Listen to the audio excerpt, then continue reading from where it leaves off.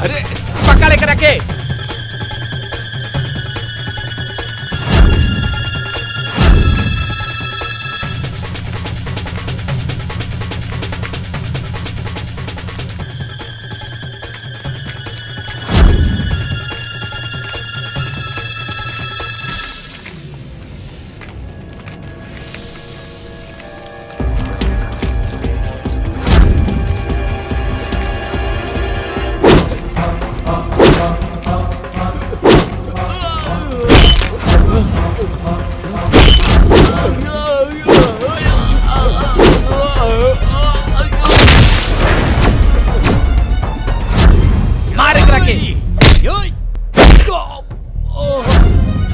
मार।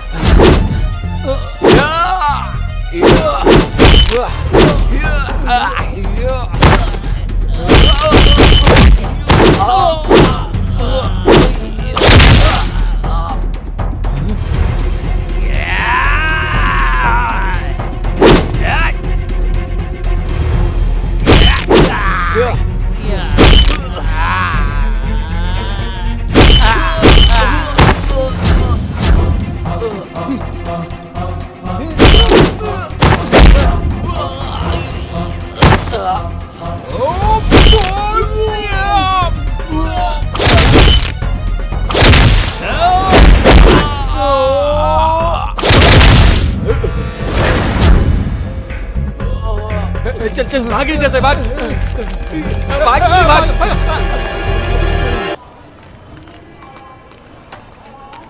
इहा अपन प्रयागराज हम तो के बहुत घुमाए। यहाँ पर बहुत घूमे वाली जगह बा। अरे चंद्रशेखर आजाद पार्क बा, इंदिरा भवन बा। हाँ अरे और गंगा जी भी ले चलत तो के। हे काका वो भविष्य बतावे वाला बाबा वाली ना, उनके पास जाए के बा। हाँ बैठी। चला बैठा।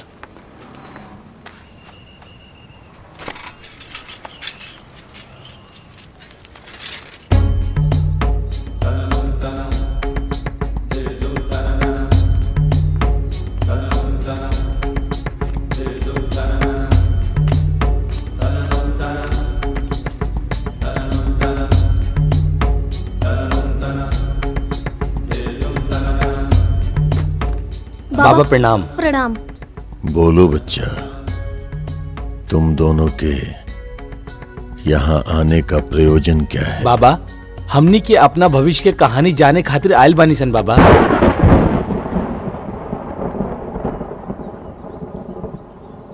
चले जाओ, मैं अब किसी के भविष्य की कहानी नहीं सुनाता। लेकिन बाबा हम लोग बहुत दूर से उम्मीद लेकर आए हैं। परंतु मैं अब किसी को कहानी सुनाना बंद कर दिया हूं। विशेष तौर पर किसी प्रेमी जोड़े के भविष्य की कहानी सुनाना। हिम्मत नहीं होती अब किसी प्रेमी जोड़े के भविष्य में झांकने की। कुछ साल पहले एक प्रेमी जोड़े के भविष्य की कहानी ने मुझे ऐसा तोड़ा कि आज तक साहस नहीं कर पा रहा हूं फिर किसी को कहानी सुनाने की। जाओ तुम लोग। हमनी के तो चल जाइब सन बाबा, लेकिन ऐसन कौन घटना रहे जौन रउआ के कष्ट पहुंचा देलस? हाँ बाबा हम लोगों को वही कहानी सुना दीजिए ना।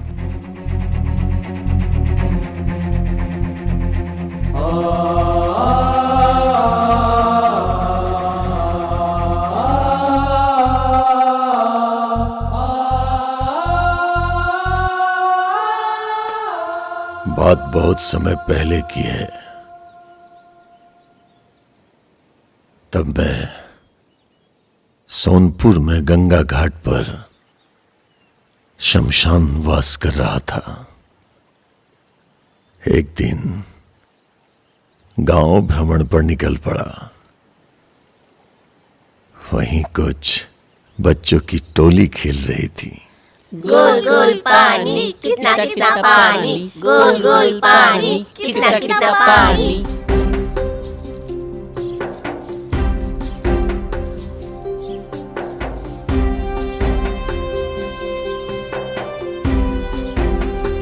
गोल गोल पानी कितना कितना पानी, गोल गोल पानी बाबा जी,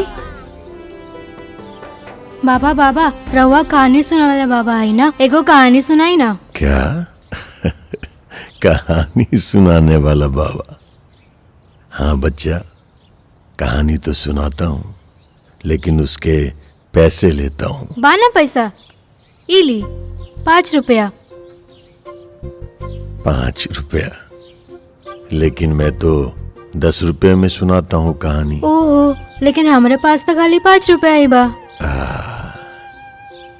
कोई बात नहीं बच्चा, 10 रुपये लेकर आना, फिर कहानी सुनाऊंगा। बाबा बाबा हमारे पास बाना 5 रुपया इली। बाबा रहुआ 10 रुपए में हम दोनों की एक ही कहानी सुना दी। हाँ बाबा। बहुत चतुर बच्चे हो तुम लोग। आओ आओ कहानी सुनाता हूँ, आओ। पैसे दो।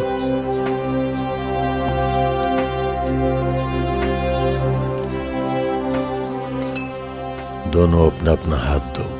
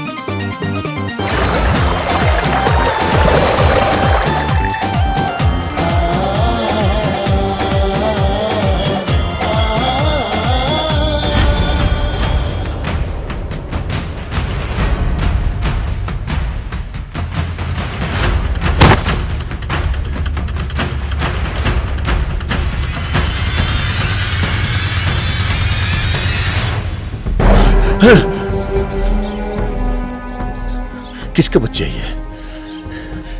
किसके बच्चे ये? का भेल बाबा? का भइल बाबा? हमनी के बच्चन से कुछ गलती हो गई का? गलती नहीं, अनर्थ अनर्थ हो जाएगा अगर ये दोनों मिल गए तो। इन दोनों के ग्रह आपस में मिलते जरूर हैं, लेकिन इन दोनों का आपस में मिलना उचित नहीं है। इन दोनों को एक दूसरे से अलग कर दो। इसी में इन दोनों बच्चों की भलाई है और भविष्य में होने वाले अनहोनी को टालने की संभावना है। वरना अगर प्रकृति ने अपनी चाल दिखा दी तो सर्वनाश हो जाएगा। ऐसा आप का देख लेनी बाबा? ये दोनों के भाग्य में लिखल बा कि दोनों में बहुत प्रेम बा। दिख रहा है मुझे इन दोनों का आपस में प्रेम, और ये भी दिख रहा है कि इन दोनों का प्रेम ही आने वाले दिनों में एक भयंकर और रक्तरंजित घटना को अंजाम देने वाला है। इसलिए इन दोनों को एक दूसरे से अलग कर दो, अलग कर दो और यह स्थान बदल दो। चलो।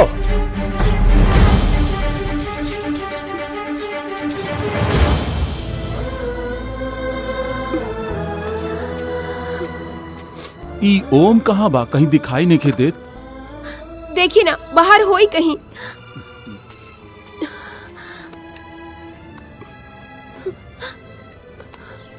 जानवी, ए जानवी। गाना अमरूद, भूख लागल बा। न दे, पहले वादा कर कि कब हमसे झगड़ा ना करबू। ठीक बा, ना करब। अब तो अमरूद दे दो। रुका, खा के देता नहीं। रुका रुका, हम तो झूठ खाइब का? फिर?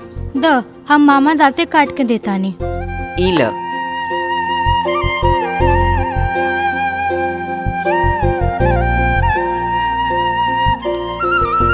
ई लो। अरे ये तो बहुत कम बा जानवी। दूसरा सही दा। वाला ले ला। अरे ओम बेटा, अरे बेटा तोरा कहाँ कहाँ ना खोजनी, तू यहाँ बैठल बाड़ा। चला घरे चला। चला तू चला पापा जानवी। छोड़ा ना चला। पापा छोड़ा ना अबे पापा। जानवी के साथ बैठे को पापा छोड़ा। पापा हमके पापा ओम के कहाँ साथ लेके रह के जाता? बा। छोड़ा पापा। पापा छोड़ा ना पापा। पापा और इस तरह दोनों को जानवी। दो दिशाओं में भेजने के बाद मुझे लगा मैंने भविष्य में होने वाले अनहोनी को टाल दिया और मेरी आंखों ने कुछ पल के लिए विश्राम क्या कर लिया। प्रकृति अपना खेल खेल गई। उन दोनों बच्चों को उनके माँ बाप से दूर कर दिया और नियति ने उन्हें दो किनारों पर लाकर खड़ा कर दिया। हम मठ के भविष्य के लेके काफी चिंतित बानी शंभुनाथ जी। काहे कि जौना तरह मठ में अंतर कला चल रहल बा, हाँ वो मठ के भविष्य खातिर अच्छा नहीं खे। काहे कि मठ में कुछ ऐसन करीबी बाड़े जिन पर विश्वास नहीं कल जा सकेला। रउआ बिल्कुल सही कहतानी। चिंता के बात त बा, हमहू इहे चाहतानी कि सब कुछ ठीक हो जाए।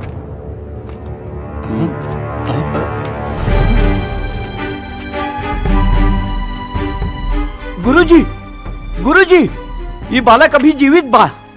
जल्दी से एकर इलाज करावल जाई तो ठीक हो जाई। लेकिन ये बालक के बा और केकर बा? गुरुजी वो सब छोड़ी, ये बालक अभी हमनी के मिलल बा तो हमनी के बा। गुरुजी, हो सकेला रउआ जौन भविष्य के बारे में सोच रहल बानी, भगवान वही भविष्य के खातिर ये बालक के भेजले होखे। गुरुजी, गुरुजी, रउआ ठीक कहता नहीं। हाँ।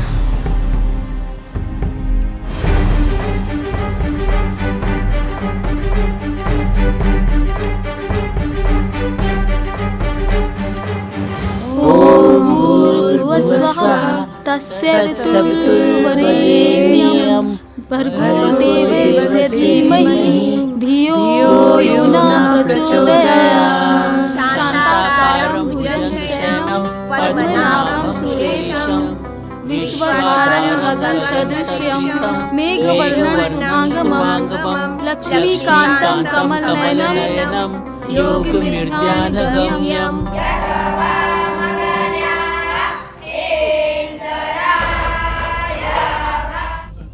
देखी माता जी का भइल एकरा। का भइल? ई नदी के किनारे हमरा पड़ल मिलल हल, बेहोश भी आई।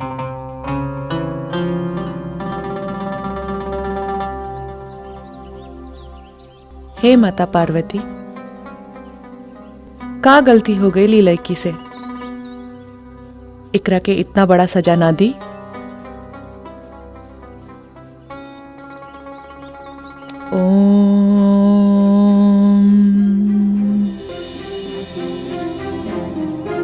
माता जी। पूज्य गुरुजी, चरण स्पर्श। आशा है आप स्वस्थ होंगे। ये मेरा दत्तक पुत्र है जो आज से आपके सानिध्य में रहेगा। हमारे मठ की स्थिति अनुकूल नहीं होने के कारण इसे मैं आपके पास भेज रहा हूं।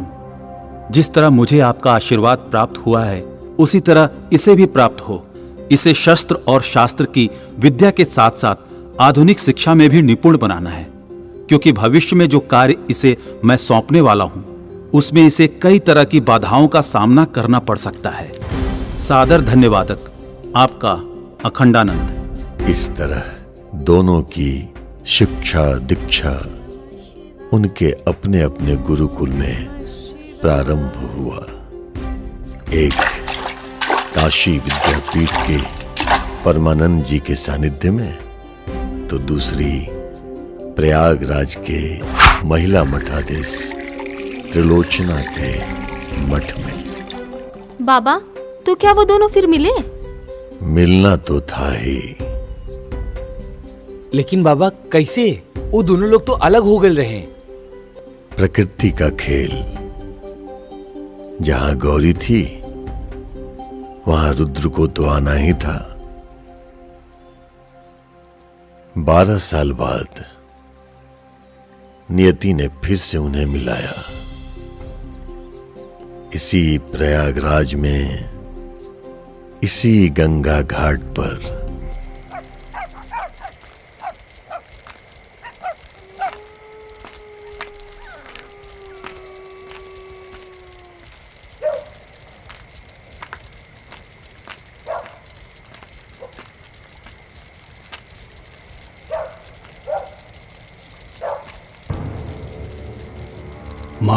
महादेव महादेव।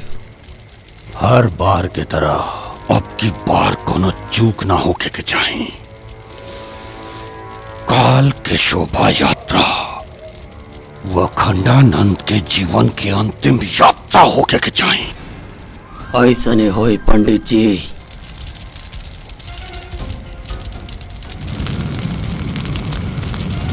महादेव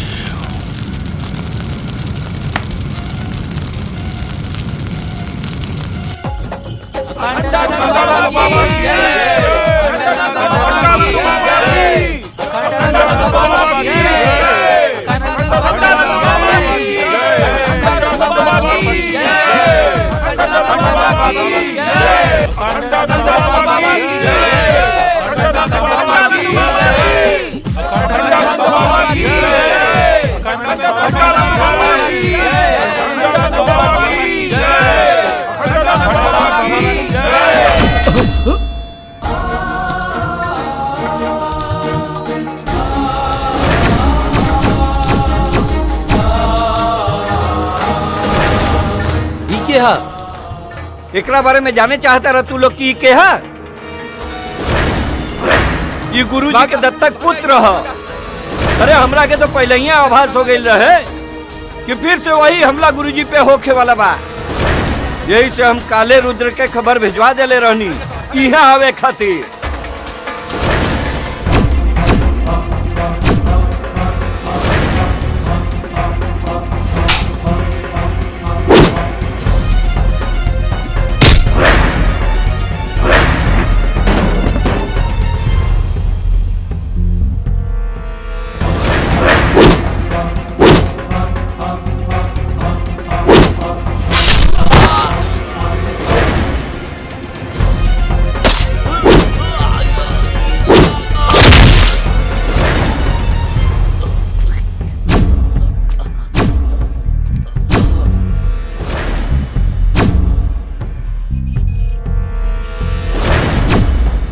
मन गंगा तन तृप्त ताजस रहा अवघड़ सा अविनाशी महाकाल सा नेत्र तीसरा हूं काशी वाला सन्यासी।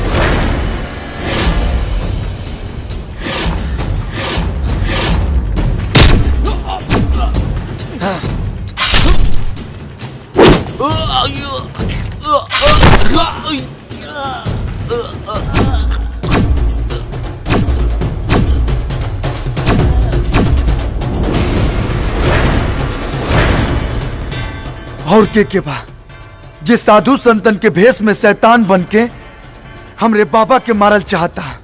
अगर हिम्मत बता सामने आके वार करा सन।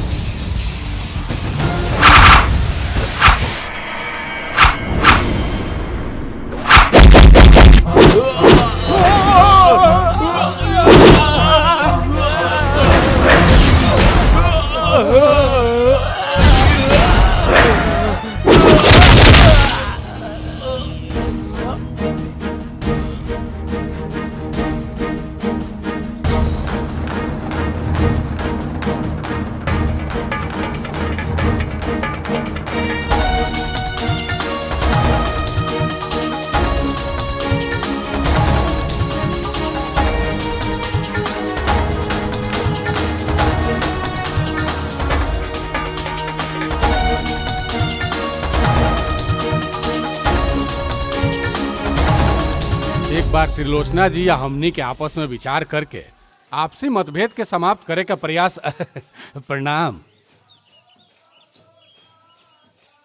खिलाई पंडित जी और सबके मिठाई खिलाई। कौने बात खातिर? रौर जवान बेटा आ गई और दूसर कल हम मृत्यु से बच गई नहीं। पंडित जी, हम अपना माई के दिहल वचन से बंधल बानी। ना तो रउआ बहुत अच्छे से जानतानी कि हम रउआ की जिंदगी की प्रार्थना करी, ऐसन तो कबू ना हो सकेला। अरे त्रिलोचना जी, अरे अब तक गुस्सा थूक दी, पुरान बात के भूल जाई। ये समय मठ के आपस में संबंध कैसे अच्छा हुई ए पर विचार करे के आवश्यकता बा का गुरुजी? विद्याधर जी, हमरा जीता जीता ये कब्बो ना हो सकेला। काहे कि आज भी हमार आंख के सामने हमार माई के व्यवस्था, हमार और हमार भाई के वो असाय बचपन आसमान के बादल के तरह घूमेला। चली छोड़ी, मिठाई खाई। प्रणाम। बाप रे बड़ा गुस्सा में बाड़ी। चला चलल जाए। कौना बात के भाषण देत रही? छोड़ ना रुद्र, काल तो तू अजय देवगन के फेल कर देला। ले दनादन ले दनादन, हमनी लोग के तो बुझात रहे फिल्म के कोनो सीन चलता।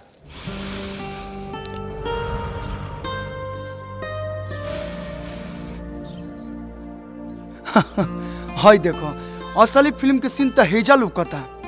ऐसा लागता कि रवीना टंडन अपना सहेलियन के साथ योगा करता रही। वाह, ये खेल तो हमनी के रोज देखे निसन छुप छुपा के। छुप छुपा के ई काहे? वो काहे कि गुरुजी देखिए ना तो सीधा काल कोठरी में। अच्छा, तू कहा तो राउंड ट्रॉली घुमा के सामने का नजारा हम दिखा दी। काहे कि हमार राधा भी वही बाड़ी ना। अच्छा तो सामने से दिखाओ ना। अभी दिखाओ तनी। हाँ,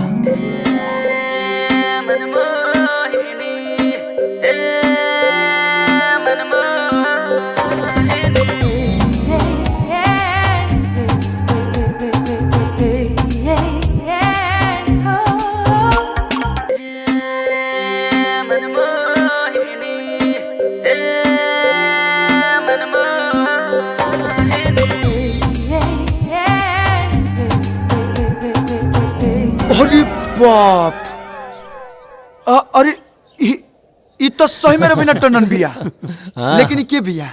ये सामने वाले मठ के त्रिलोचना माता के बेटी गौरी है। एक से एक करनामा करे ले भाई। एकरा के हमने करनामा क्यों के नाम से कहे निसन। ऐसन क्या करे ले? अब तो आइए गल बड़ा ना, खुद ही देख लिया। गौरी, ले ले पकड़। चला चला। अच्छा गौरी, चल चल चल चल चल चल।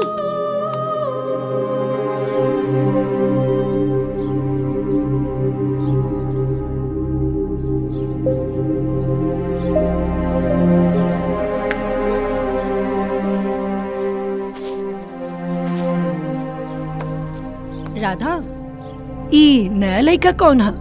तोहरा के नहीं के बता, इस सामने के मठ में नया मेहमान आयल बा। मेहमान? हाँ। अब देखा ई मेहमान के कैसे घायल करत है।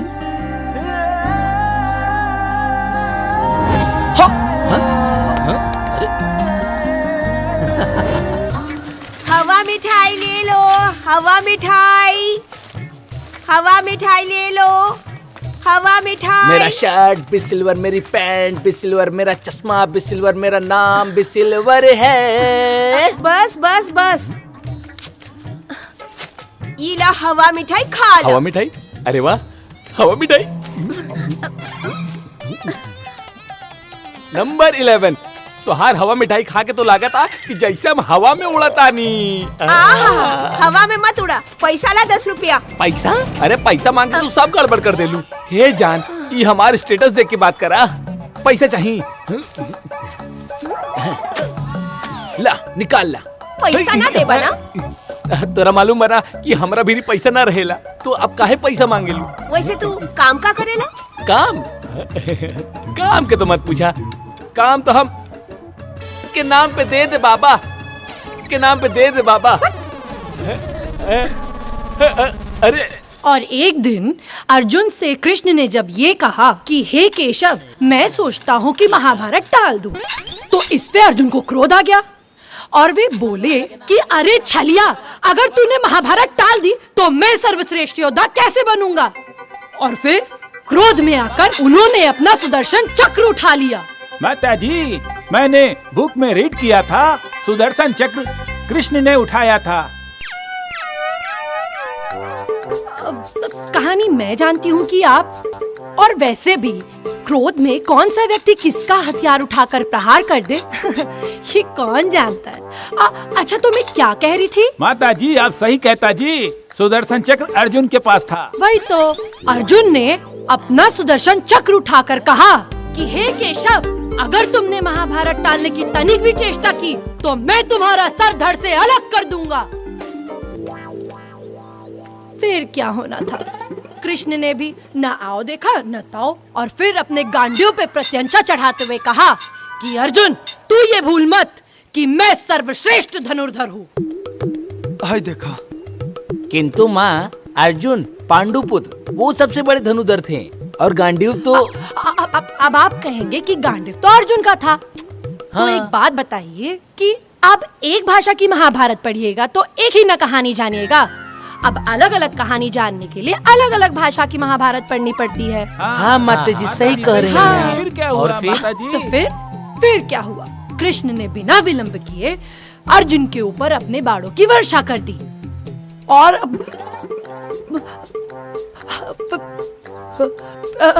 फिर ये बाणों की वर्षा पूरे 2 दिन तक चलती रही, और अर्जुन अपने सर पे सुदर्शन चक्र लिए कृष्ण के इन बाणों की वर्षा से बचते रहे।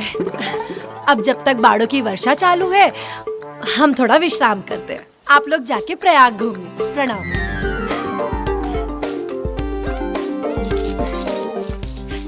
हे मैडम, हे मैडम, ई का होता?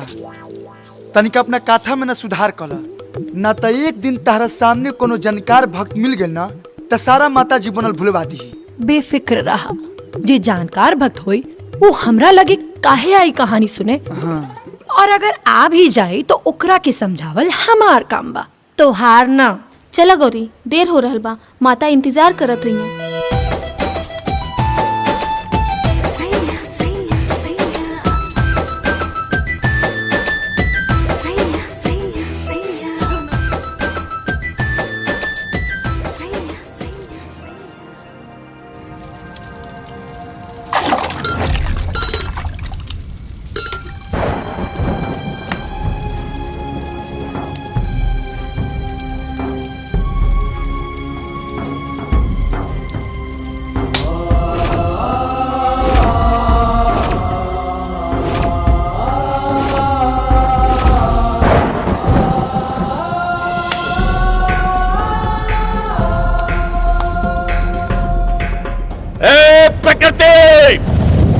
वैसे तो तू हमेशा कोई ना कोई खेल खेलती आई है, कभी बाढ़, कभी तूफान, कभी प्रलय, तो कभी भूकंप। लेकिन इस बार जो तूने माध्यम चुना है अपना खेल खेलने के लिए, वो गलत है। क्या दोष है ऐसे निर्दोष और नादान बच्चों का? तुझ में और मुझ में यही अलगाव है, यही मतभेद है मेरा। मैं तुझे तेरा ये खेल खेलने नहीं दूंगा। तो याद रख, तू भी अपना यत्न कर ले, मैं भी अपना प्रयत्न नहीं छोड़ूंगा।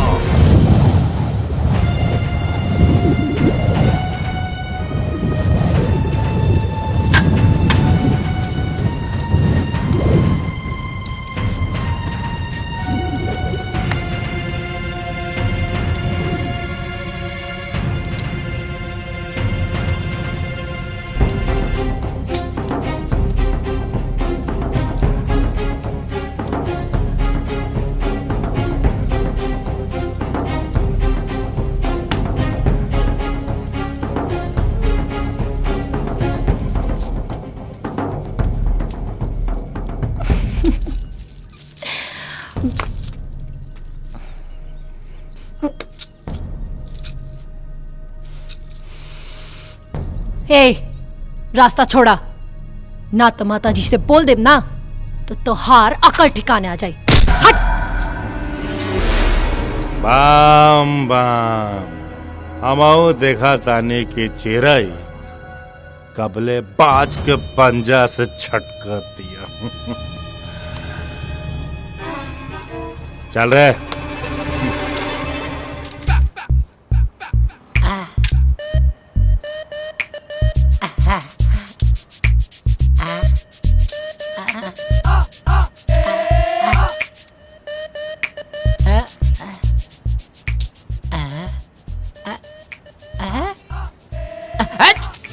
पगला कहीं का हमको भिखारी समझा है का जी? हाँ? अरे 4 गो मिल के आदमी 20 रुपए लेके आए हो?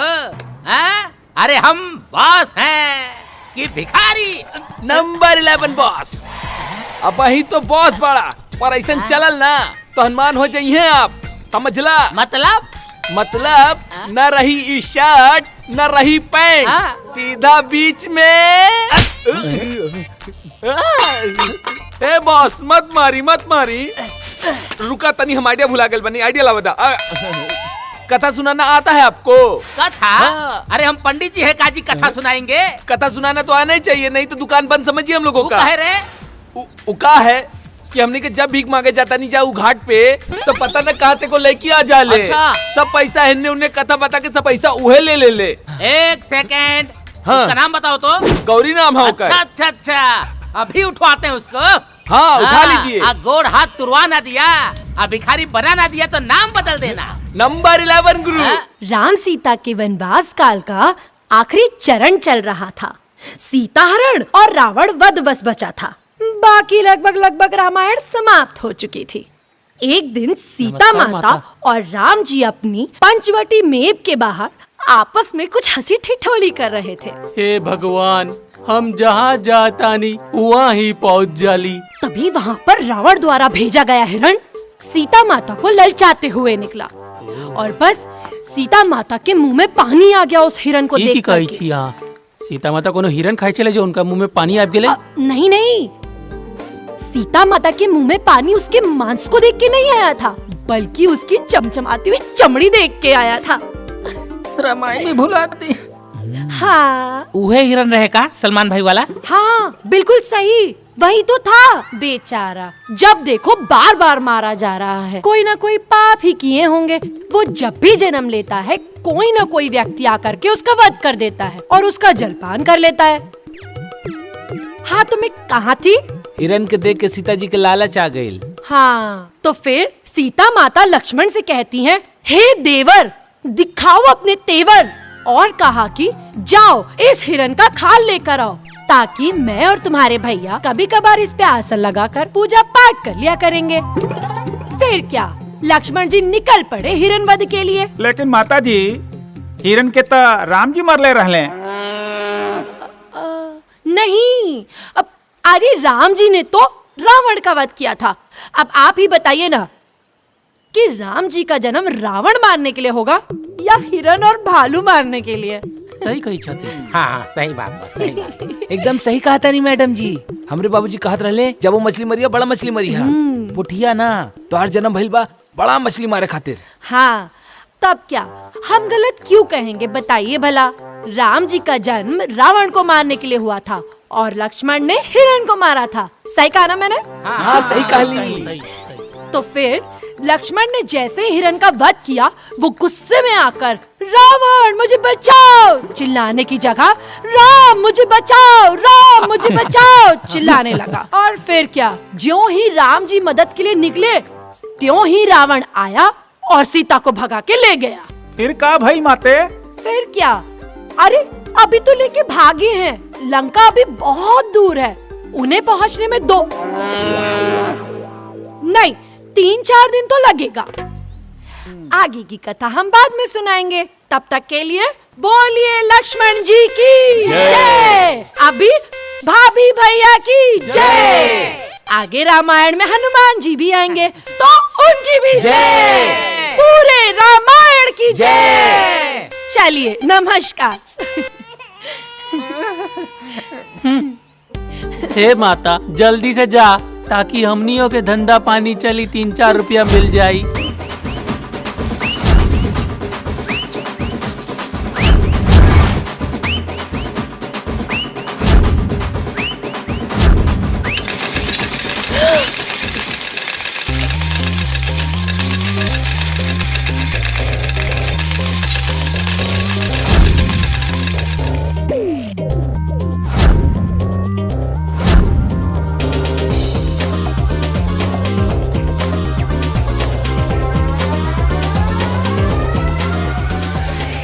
ए पगला गई बड़ा का हमार सारा चिल्लर काहे गिरा देला। मतलब एकदम किरिए खाल ले बड़ू कि केहू के दिमाग में सही से रामायण महाभारत ना रह देबू। दोसर की चिंता छोड़ा और आपन सोचा। ढेर हमरा पीछे पड़बा ना तो हमनी दोनों के मठ के बीच में जौन महाभारत चल रहल बा वो एक दिन तोहरा के ही कुरुक्षेत्र में खड़ा कर दी और मजबूरन हमरा के तोहार वध करे के पड़ जाए। अगर तू साथ देबू ना तो चुटकी बजा के महाभारत जीत ले। काहे से कि हम दुश्मनी के पेड़ के जड़ से खत्म करे पे विश्वास रखिला, ना कि ओकरा के पानी से सींच के ओकरा के लंबा जीवन देहल पसंद करिला। बुझ लो। अच्छा इतना हिम्मत बा तोहरा में तो आवा आज हमार मठ के छत पे। काहे चिलम पिएबू का? का मतलब? हम तोहरा के पहले कस लगावत देख के ना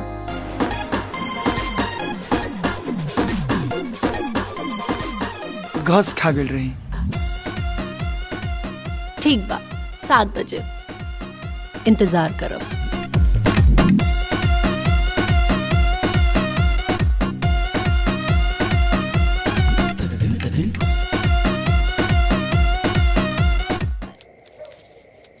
द माचिस द चिल्लम जलावे खातिर।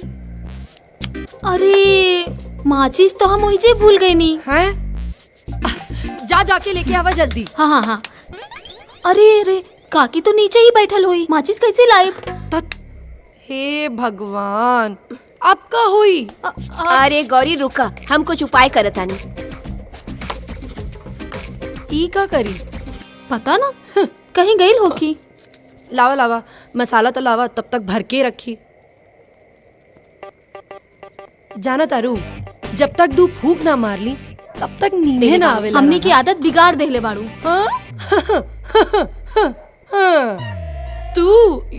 तू तो बातें मत करा। हाँ तो हमने के बिगड़ ले बा? ओहो तू सच में आ गईला। तो तू का समझ लू? अरे इतना भी वादा के कच्चा नहीं खी। चला अब आइए गईल बाड़ा तो लावा माचिस दो।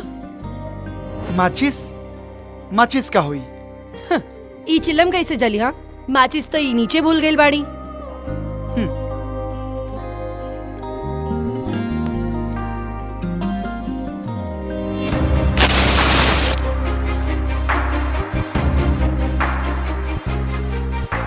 जब जिगर में इतना आग बा तो माचिस लेके घूमे का जरूरत बा?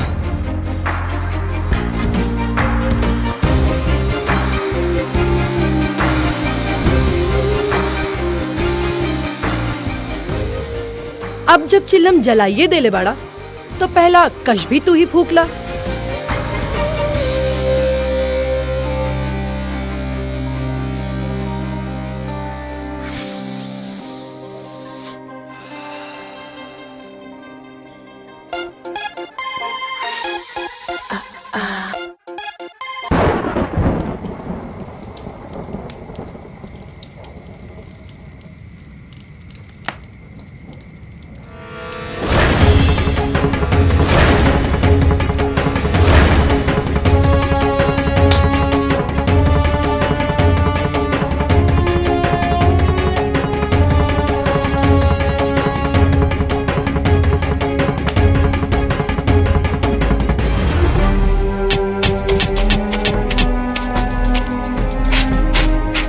का भइल बाबा?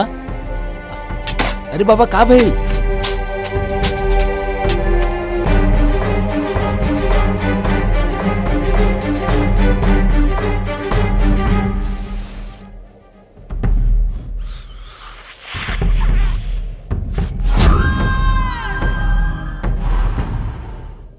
महादेव। बम बम। ई चिलम के बुझ रहल आग के तरह ही तोरा दिल में सुलग रहल गौरी के पावे के चिंगारी कहीं बुझ के राख ना हो जाए, यही से बार बार एकरा के हवा देत रहे नहीं। लेकिन कब तक? वैसे हमार सलाह माना, आई धुआं के जिंदगी से बाहर निकला, आऊ कर जौन अखंड मठ के सिंहासन के पावे खातिर हम कर रहल बानी। बम बम। हमार चिंता छोड़ते हमरा जौन करे का बाऊ हम कर ले। तू सोच कि तोरा का करे के बा, काहे कि मठ के असली वारिस आ चुकल बा। तो हमारा तहार भलाई यही में बा कि हमरा से हाथ मिला ला, ताकत दुगना हो जाए। बिल्ली के पंजा और शेर के पंजा में जमीन और आसमान के अंतर बा। कहीं बिल्ली के पंजा शेर के पंजा के वजन उठा सकेला? महादेव। महादेव की जय। चलिए आज की कथा यहीं समाप्त हुई। अब जिसको जिसको दक्षिणा चढ़ाना है वो चढ़ाए और बाकी अपने आराध्यों का ध्यान करें।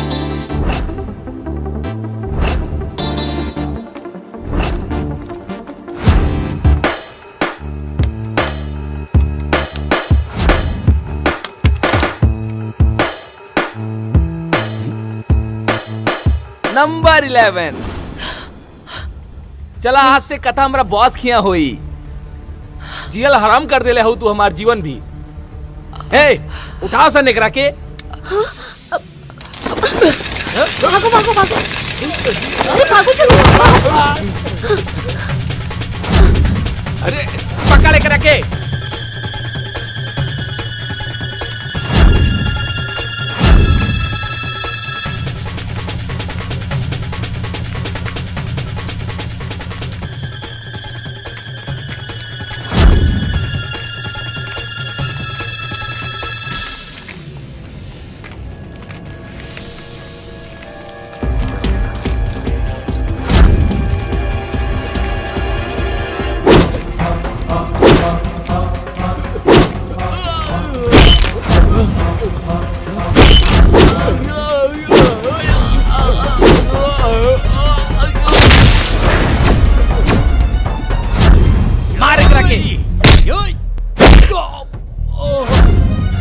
मार।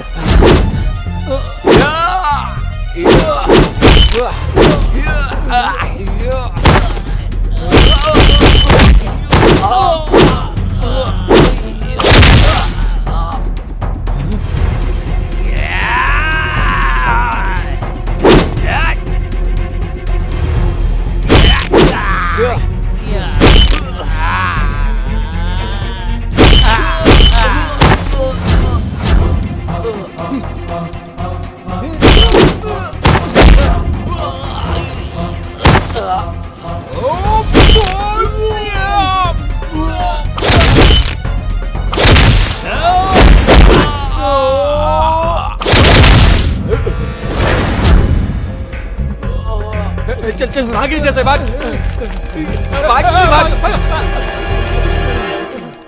सही समय पे आके हमार जान बचावे खातिर धन्यवाद। अगर सच्ची में धन्यवाद देवे के बना तो हमरा मठ पे आके धन्यवाद दी। हाँ तब हम जान।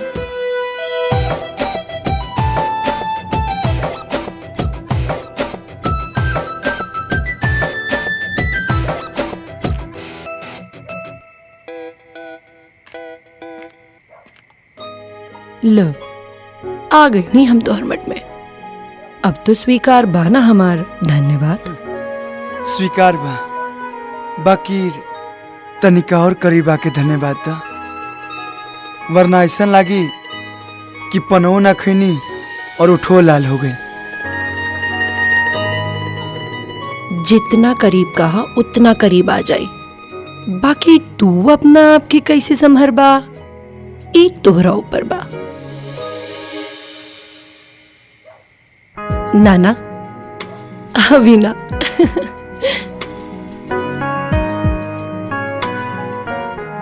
हवन के सामग्री के जो लिस्ट दिले बनी वो बिहान तले आ जाए।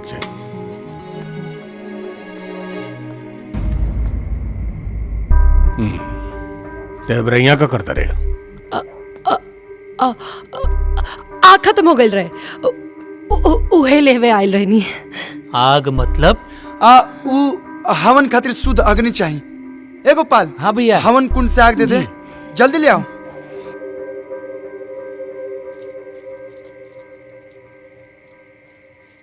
ली भैया। हाँ हो गई।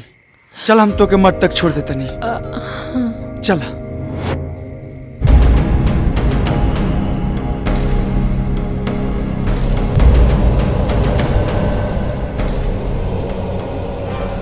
प्रेम लीला तब काका भइल रहे। अरे बताओ ना, कौन राजकुमार का चर्चा होता जो इतना हंसी आवता? कौनो राजकुमार के चर्चा चलत होखे, उसे तोहरा का मतलब? चलो चलो। तितली जब आसमान में उड़ लेना तो अपना आप के सतरंगी दुनिया का रानी ही समझे ले, लेकिन जब के ओकरा के पकड़ लेवला ना तो ओकर सारा रंग उतर जाएला। ई का बदतमीजी बा। बदतमीजी जवान दिन हम कर देब ना तब पर आप तो छोड़ दे, नरकों में जाए से तोरा घिन लगी।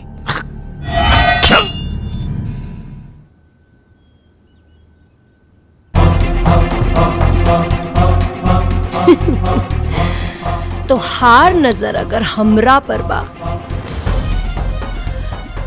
तो समझ ला कि तोहरा पर भी केहू और की नजर बा।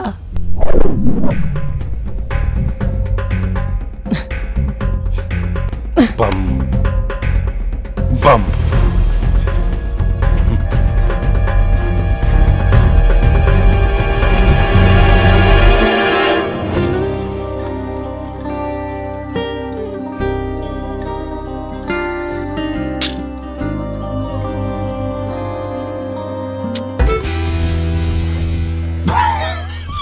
महादेव। ये धुआं से करेजा जरावला से कुछ ना होई, बल्कि अपना करेजा पर सवार अपन दुश्मन के सामने से हटावे के पड़ी। मतलब ई कि हमार सिंहासन आ तोहरा जिद के बीच में बस एक ही गो दीवार बा, रुद्र। लेकिन ये दीवार कमजोर बा, काहे कि नकली ईंट के नींव पर खड़ा बा। अगर हमनी के चाहल जाई तो मिल के ही दीवार के गिरा सकता नहीं जा।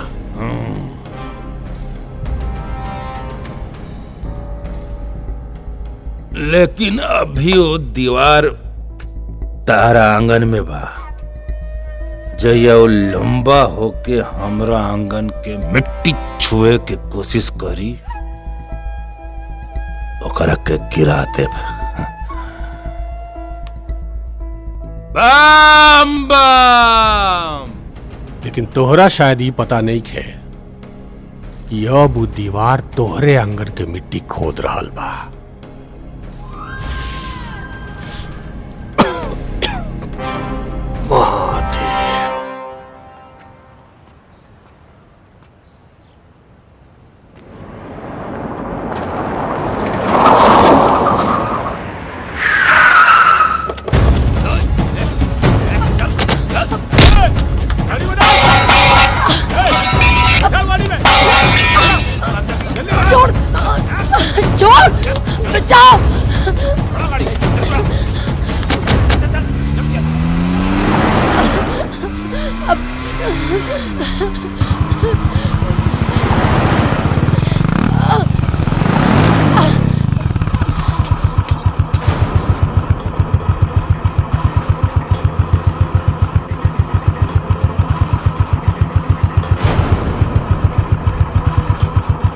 तो गौरी के कंगन लगा था।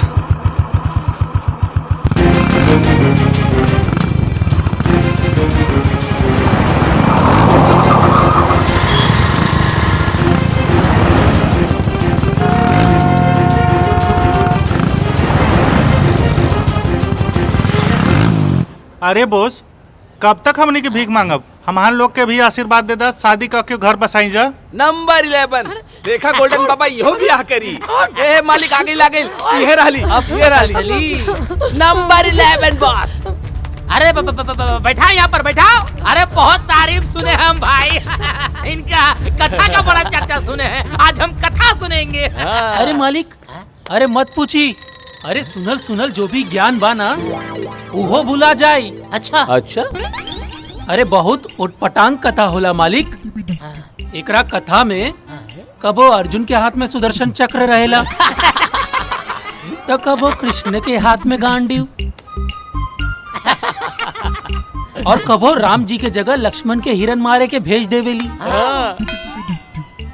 अरे कबो राधा के रुक्मणी बना देवेली। अरे इता अलगे रामायण महाभारत पढ़ ले बिया। बहुत बढ़िया बहुत बढ़िया। एक काम करो, जीभ काटो, हाथ में कटोरा पकड़ाओ और ऐसा सुनसान जगह भेज दो कि 1-1 रुपया के लिए तरस जाए। मालिक वाह। Number 11 boss.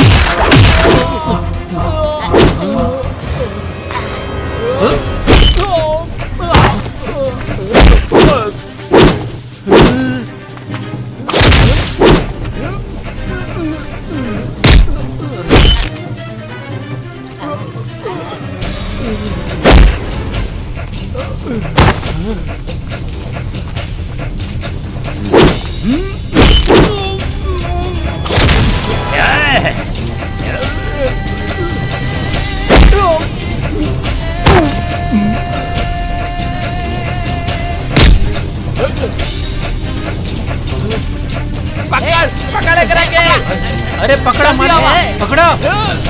पकड़ा। रुको मालिक, रुको मालिक, रुको।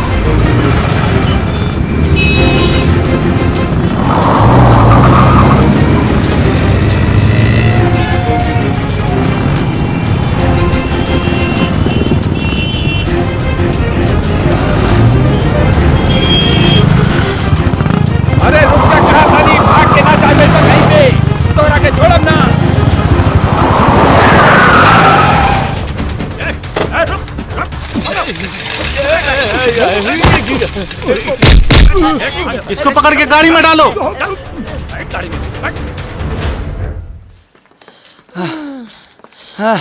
अब अरे मोरी माई हो, ए भिखारी सब हमरा पीछे भूत की तरह पड़ गइल बा। हाँ ठीक के बा, जैसन तार करम बानू वैसन फल भुगतबू।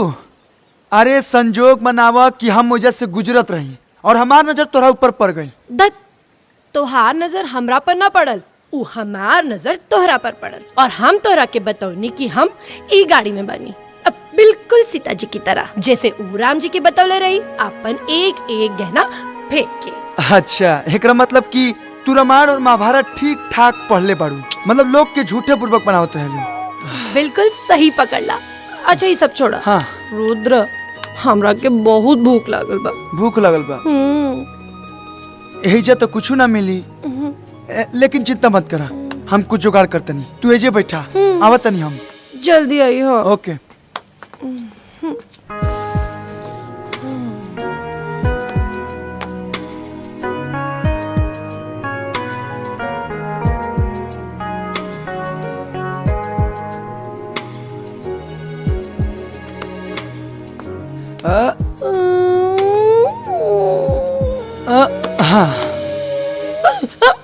कुछ मिलल? बहुत ढूंढनी, बहुत ढूंढनी, बहुत ढूंढला के बाद बस अमरूद मिला। ई तो हमार पसंदीदा बा। तू ना खाइबा? देबू तो काहे ना खाई। लेकिन ई तो एक गो बा, हम झूठ ना खाइले। अच्छा रुका, हम तोरा के मामा दाते काट के देता नहीं। मामा दाते? मामा दाते।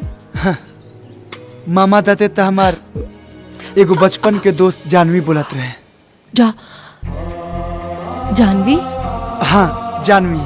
और वो कहत रहे कि किताब में लिखल बा ना, ई धरती नारंगी नियन गोल बा, लेकिन हमरा लागेला कि धरती अमरूदी नियन बा। अच्छा हाँ। और का?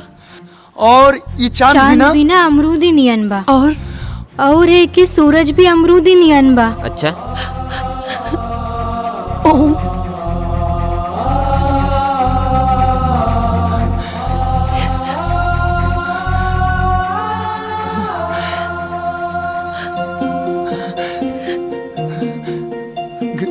जानवी, जानवी।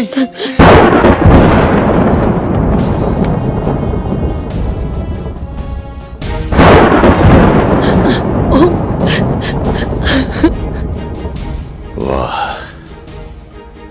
तूने तो अपने इरादे की रफ्तार बढ़ा ली है प्रकृति, लेकिन सफल नहीं होने दूंगा मैं। तूने अगर रात ठान लिया है तो हार तो मैं भी नहीं मानूंगा। गाल के कपाल पर लिखने और मिटाने की क्षमता रखता है ये गंगा योगी। तेरे हर रास्ते में पर्वत बनकर खड़ा मिलूंगा मैं। आ रहा हूं मैं। जानवी, जानवी।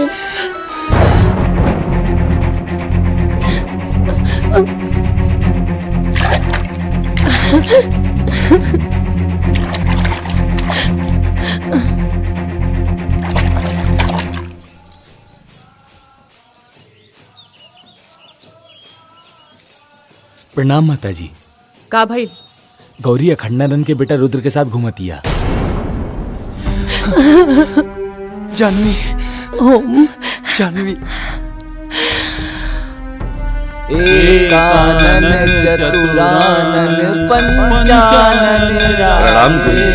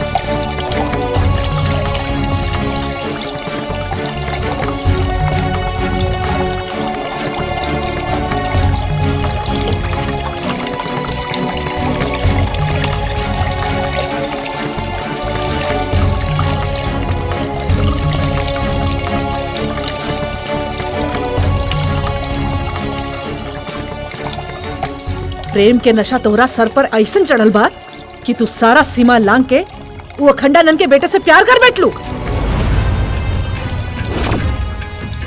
जेकरा मट के एक एक इंसान से हमरा के नफरत और घृणा बा। लेकिन माँ, रुद्र और हम बचपन के दोस्त हैं। बचपन के दोस्त वारा तक का भइल रुद्र, हमेशा खातिर ओकरा से दूरी बना के रखा। बाबा रे वही भूल रहल बनी कि हमार असली नाम ओम हा और ओकर नाम जानवी। ओम जानवी, ओम जानवी, ओम जानवी, वो 12 साल पुराना जिंदगी रहे, लेकिन अब तोहरा के ई प्रेम से दूर होके के पड़ी।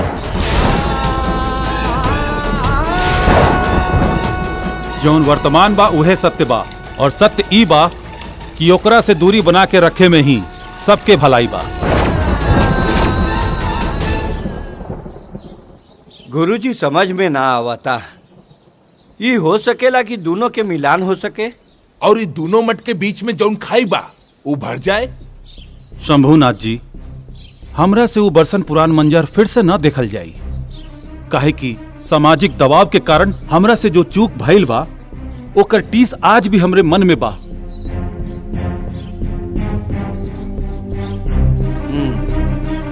चली।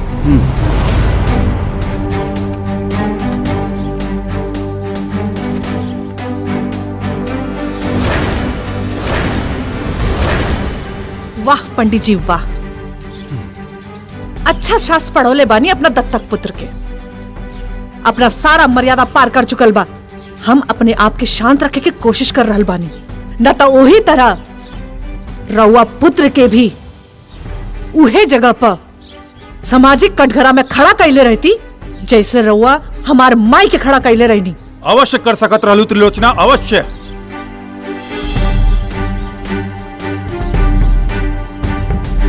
लेकिन शायद तू ई सोच के ना कैले होकबू कि तोहार दत्तक पुत्री हमरा पुत्र के संगे वही पंचायत में समस्त मर्यादा छोड़ के खड़ा रहल।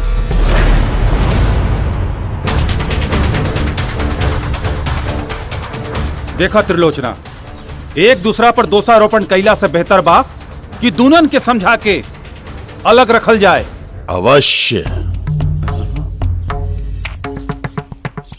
उन दोनों को अलग करने में ही उन दोनों के साथ साथ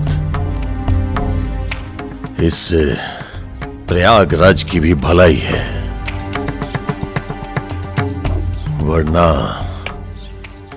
प्रकृति उन दोनों के मिलन को माध्यम बनाकर बहुत ही भयानक खेल इस बार कुंभ के मेले में खेलना चाहती है। रघुआ के बानी बाबा? मैं कौन हूं इससे अधिक, मेरी बात पर ध्यान दीजिए आप लोग।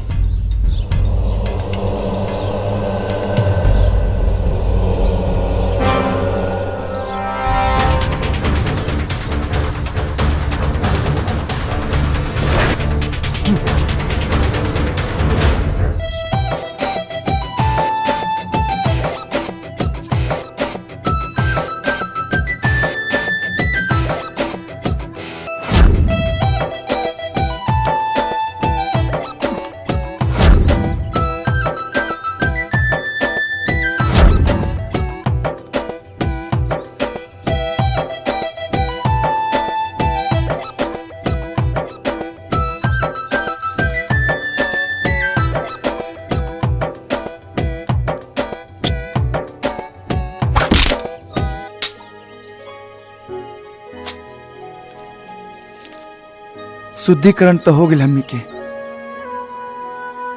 अब चला फिर से अशुद्ध हो जाए जाओ।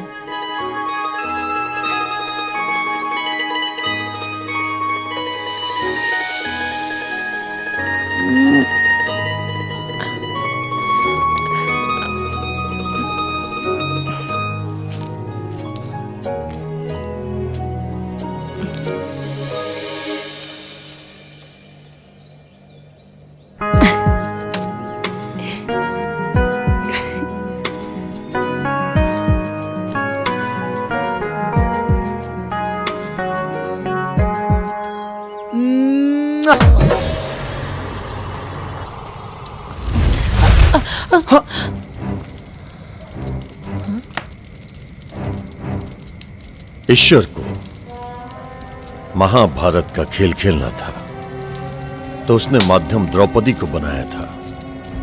अब प्रकृति को अपना एक खेल खेलना है तो वो माध्यम तुम दोनों के मिलन को बनाना चाहती है, लेकिन तुम दोनों इससे अनजान हो। बाबा रौरा गौरी पहचानत बारू नहीं बाबा के? कैसे ना पहचाना, इनकी वजह से तो हमनी दोनों अलग भईनी। इनके तो सब हाथ रहे। ठीक पहचान लो। हमने के माता पिता के मौत के कारण के साथे साथे उस सारा लोग के मौत के जिम्मेदार यह बानी जे वो दुर्घटना के शिकार भइल रहे। बच्चा, कुछ पल के लिए तुम्हारी बातें सत्य हो भी सकती हैं,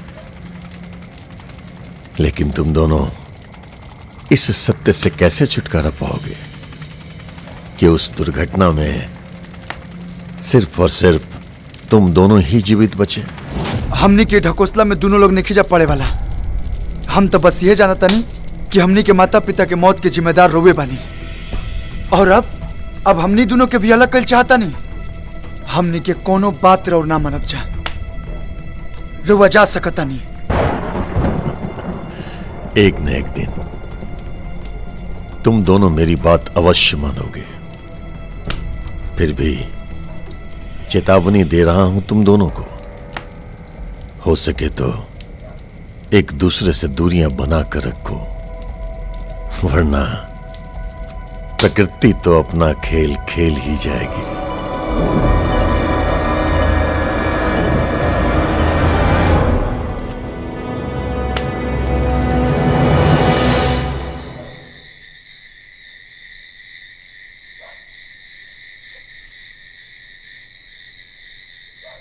गौरी,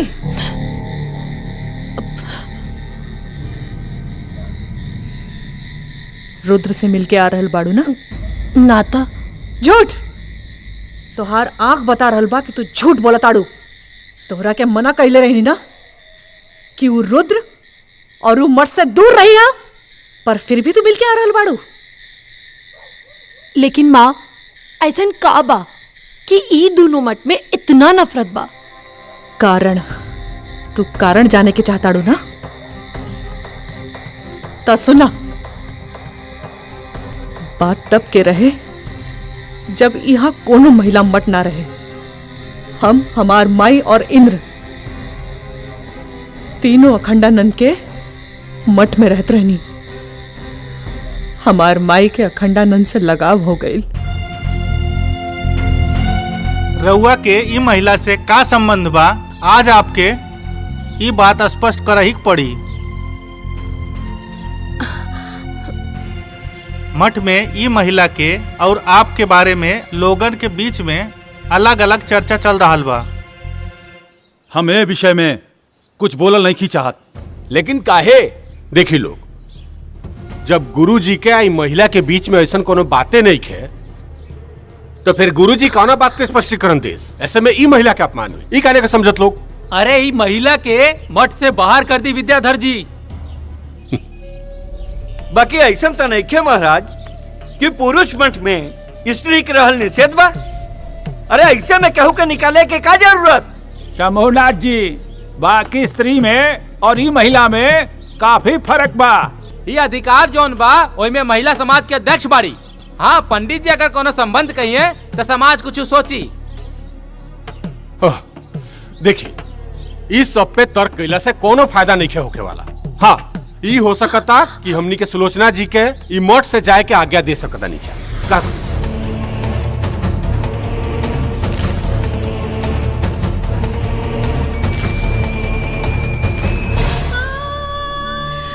और ए तरह अखंडानंद की चुप्पी से हमार माई के भावना जल के राख हो गई।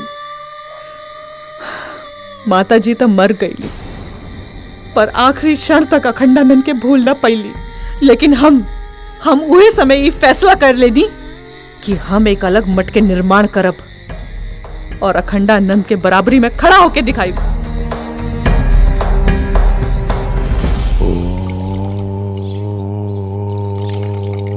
सूर्याय नमः।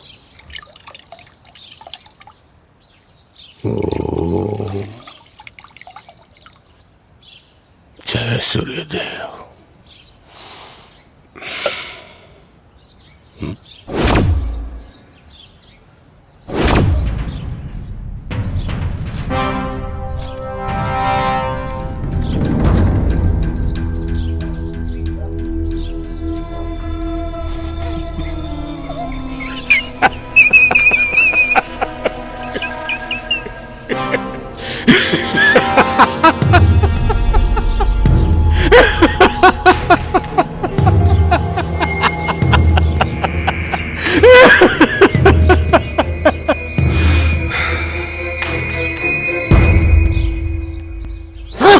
महादेव वाह, कहीं प्रेम के तीरंदाजी चल रहल बा आ कहीं शिकार धुआं में लिप्त बेखबर अपना शादी के सपना सजोरा। लेकिन इ मूर्ख के पते नहीं खे कि ई उठ रहल धुआं ओकरा मंडप के ना, ओकरा चिता के बा। बम बम बम बम। का भइल विद्याधर? अरे बतावा तो सही। ज्यादा परेशान बाड़ा तो चिलम से कस मार ला। चिलम के आग में गजब के जादू होखेला। धुआं बन के अंदर तो जाला जरूर, लेकिन अपना सारा दुख के आग के लपट में जला के खाक करते वेला। जब केहू के करेजा में नफरत पत्थर बन के बैठ जाला नु, त कौनो आग के लपट ओकरा के जला के खाक ना कर सकेला।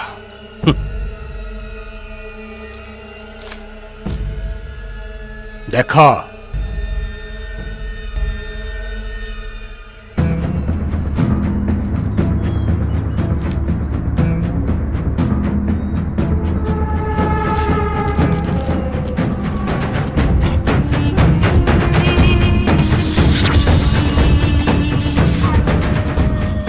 बम बम।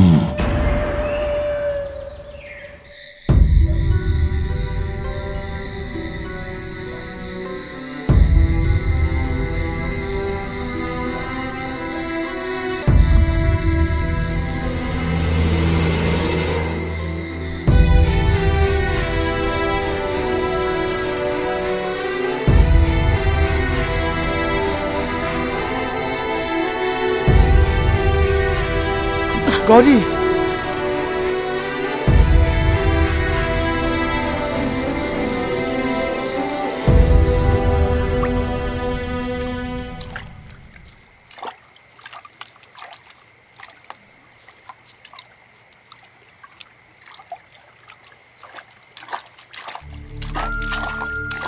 का हो गई गौरी? ना ही तू छत पे आवता रो और ना ही हमारी चिट्ठी के जवाब देता रो। बोला का बात बा? हमरा नहीं खे मिले के बात तोरा से। लेकिन का है? का पता, तू भी महन जी की तरह समाज के लिहाज से हमरा के अपन जिंदगी से निकाल दे। बता। अरे तू का कहता रो? हमके तो कुछ समझ में नहीं आवत। सब समझ में आ जाए, जाके महन जी से पूछ लिया। हम तो बाबा से पूछबे करब और समझबे करब, लेकिन फिर भी तोरा विश्वास नहीं के होत।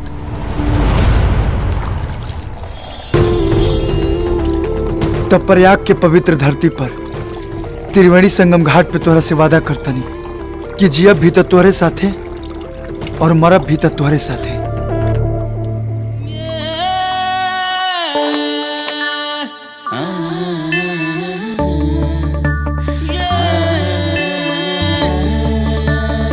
काका ऐसन का बात बा?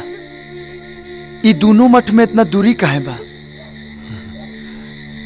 बेटा, गुरुजी तो हमके बतावे खातिर मना के लिए बढ़न, बाकी तोहरा से छुपावल भी उचित नहीं खे। कबा कि जैसे इंसान इंसान के दुश्मन बा, वही तरह से मठ मठ के दुश्मन बा।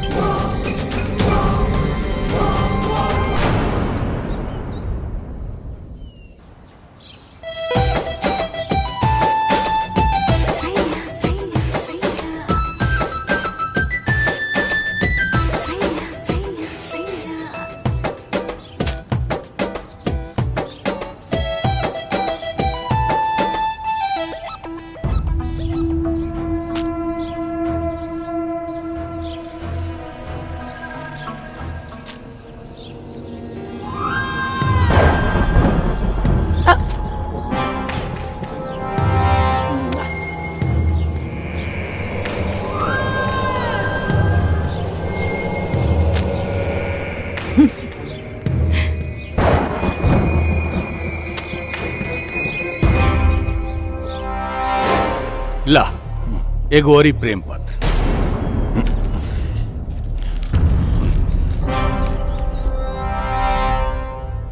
अब एकरा टकटकी लगा के मत देखो, तेरे पास खाली आधे घंटे के टाइम बा।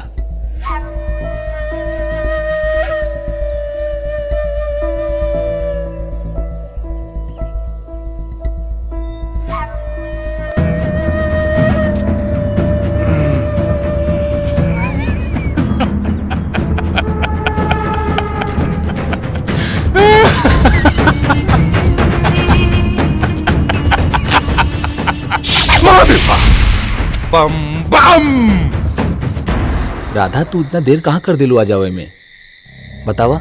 मंदिर की पूजा करत रहनी है। जैसे रुद्रा गौरी से सच्चा प्यार करता, वैसे हमहू राधा तुझसे सच्चा प्यार करी ले। सच्ची? राधा, हम तोहरे बगैर जिंदा ना रह पाई। हम अब तू रोज टाइम से मिले आ जाइया, ठीक बा? हाँ ठीक बा। हम तोहरा ये इंतजार करब। ठीक तो अबू ना?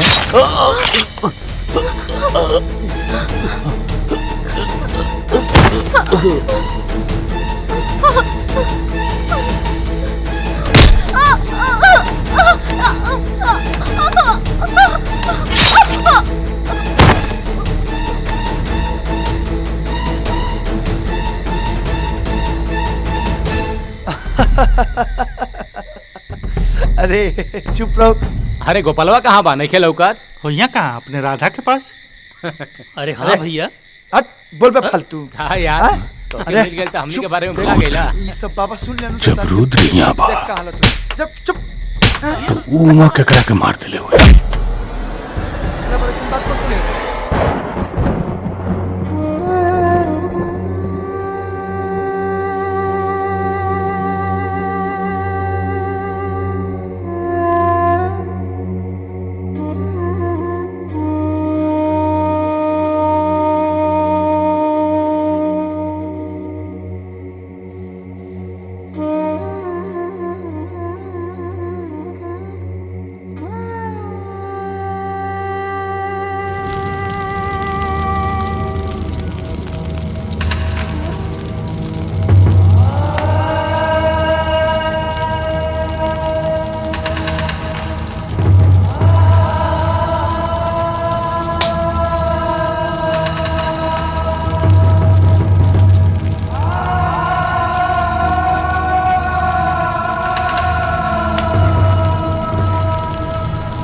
ये दोनों चिताएं भविष्य में अनगिनत चिताओं के रूप में नजर आएंगी, और ये सब इन दोनों के कारण, और भविष्य में आगे भी होगा। अब भी समय है, अगर चाहो तो स्थिति सामान्य हो सकती है। अगर इन दोनों को अलग नहीं किया गया तो भविष्य में जितनी भी मौतें होंगी, उन सबको शमशान तक पहुंचाने के लिए कंधे कम पड़ जाएंगे। पहला ही से कहत रहे कि अलग करा, अलग।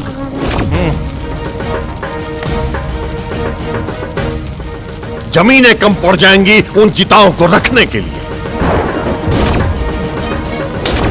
लकड़ियां कम पड़ जाएंगी उन चिताओं के दाह संस्कार के लिए। ये त्रिवेणी रक्त से सन जाएगी। रोक लो, अभी भी समय है, रोक लो इसे।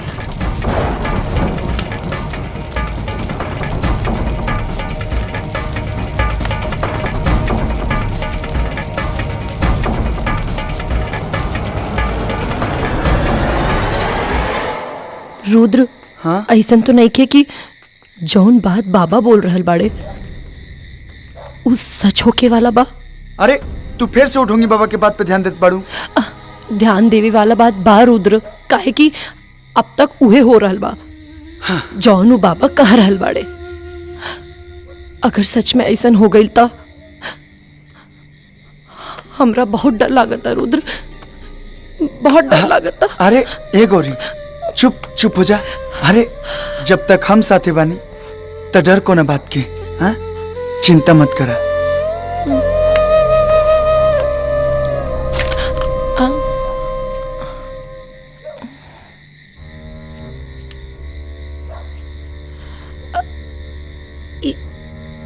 ई त इंद्र की चिलम्बा।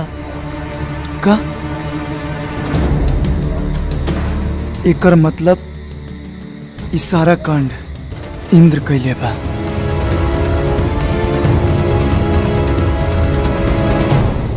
चलो अब निकाल। चिलम हमरा पास नहीं खे, तू ही ना रखेला अपना पास। देखा जेब में।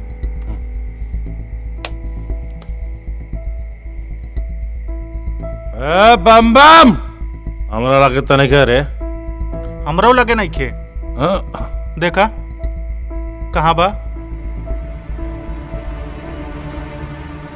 दूसरा के माथा पर मौत के लकीर खींचे वाला कभी कभी ई भूल जाला कि उहे लकीर ओकर मौत बन के ओकर घर के रास्ता ढूंढ लेवेला।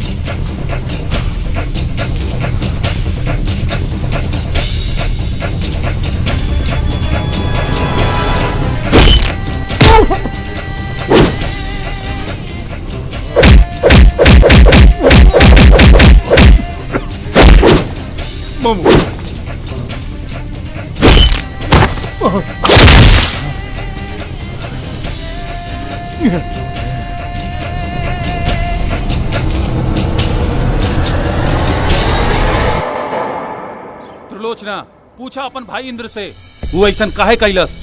आखिर का दुश्मनी रहे लोकर गोपाल से? बस पंडित जी बस। रवा तो इंद्र पर ऐसन दोषारोपण कर रहल बानी जैसे रवे के मट के बच्चा मरल बा। ई मत भूली कि हमरे मट के भी एगो बच्ची मरल बिया। इंद्र ही गोपाल और राधा के मरले बा। एकर चिला मोजा मिलल रहे। चिला मोजा मिलल रहे। एकर मतलब ई ना भेल कि हम ही दोनों का मरले बानी। देख झूठ मत बोल। रुद्र शांति रखो, शांति रखो, पीछे हटो। तू चिंता जन कर रुद्र, हमनी के घटना के तह तक जल जाए। जी गुरुजी, लेकिन जे भी दोषी पकड़ाई ओकरा के पूरा समाज के सामने ले आके उचित दंड रहल जाए। यही मठ के फैसला हुई।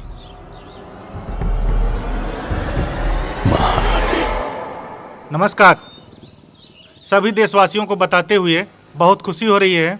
महाकुंभ का आयोजन इस बार प्रयागराज में होने जा रहा है, जिसमें 26 देशों के प्रतिनिधिमंडल शामिल होंगे। इस बार महाकुंभ को और दिव्य कुंभ को देखने के लिए करोड़ों जनता प्रयागराज में आने वाली है। सरकार उनकी पूरी सुरक्षा के लिए प्रतिबद्ध है।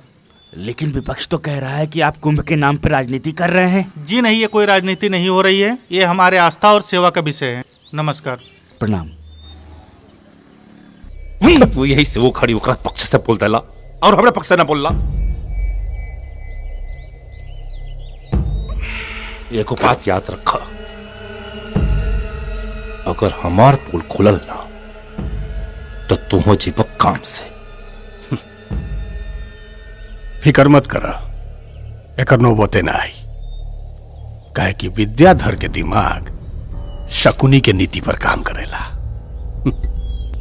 अपनन के हाथे अपनन के मौत देखे के मजा ही कुछ और होला। खेले दो वो लोग के, करे दो रास लीला।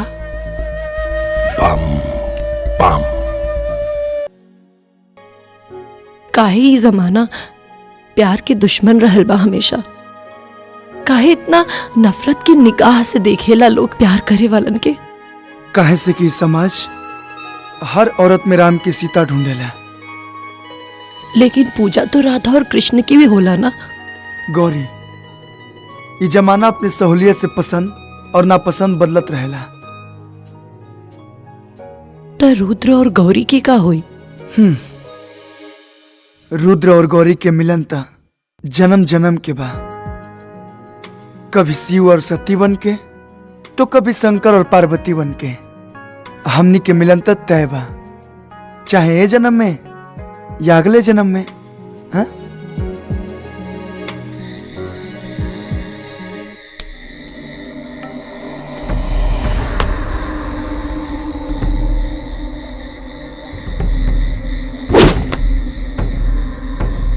लागत मठ में कोनो गैर आदमी के पांव पड़ल बा। तोरा कैसे मालूम चलल?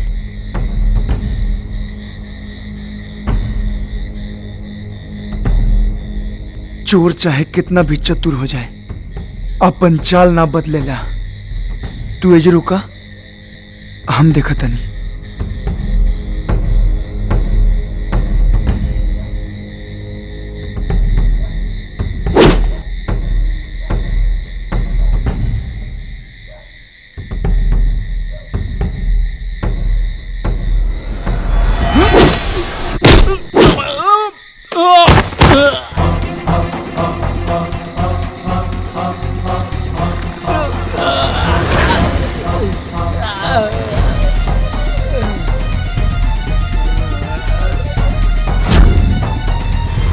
पहले जमीन पर पांव रखे के सीख ले, एक बाद के उपवार करिए।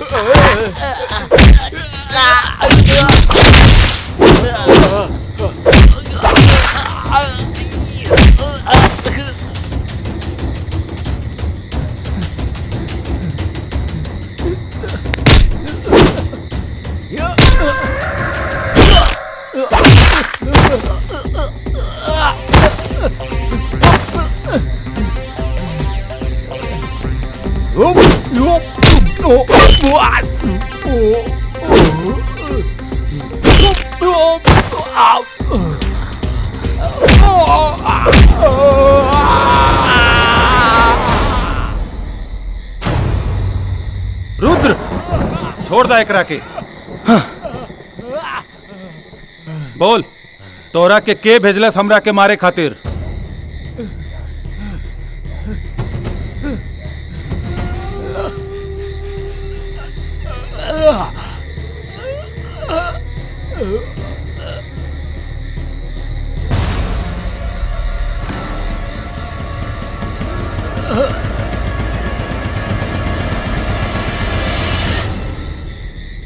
रुद्र, तू? ना बाबा, बाबा हम महादेव, महादेव, राउर पुत्र ही राउर हत्या के प्रयास कर रहा बा। ना बाबा, ऐसा कोनो बात नहीं के बाबा। गुरुजी, इतना बड़ा अनर्थ होके से बच गए। जॉन राउर मुंह एकरा के पुत्र पुत्र कहत थकत ना रहे, यह राउर हत्या के प्रयास कर। ना बाबा, हम गुरुजी, अभी भी समय बा गुरुजी, ना तो बाबा जी के सब बात सच हो जाए। हम तो कहब कि अभी दोनों जन के अलग करी। एकदम सही कहा तानी विद्याधर जी, एकदम सही कहा तानी। तू मुझे कैसे रोक सकता है गंगा योगी?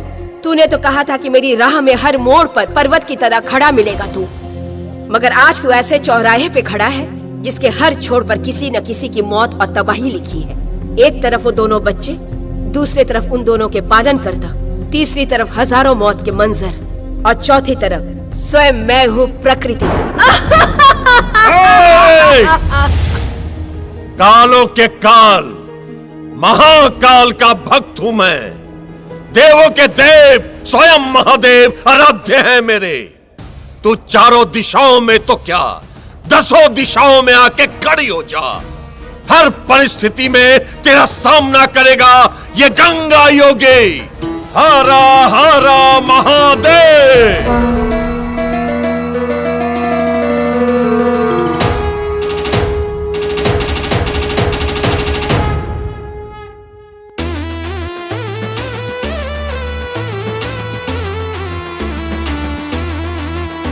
हे नाथ खंड खंड में महिमा तोहार प्रचंड बा। हे लोक में ओह लोक तोहरा हाथ में ब्रह्मांड बा। असुरन के दल हतंत ते अब दुत विश्व मंदिते। ललक तु पलक खोल के दिखा दहे त्रिदेव। जगह जगह जगह महादेव महादेव। जगह जगह जगह महादेव।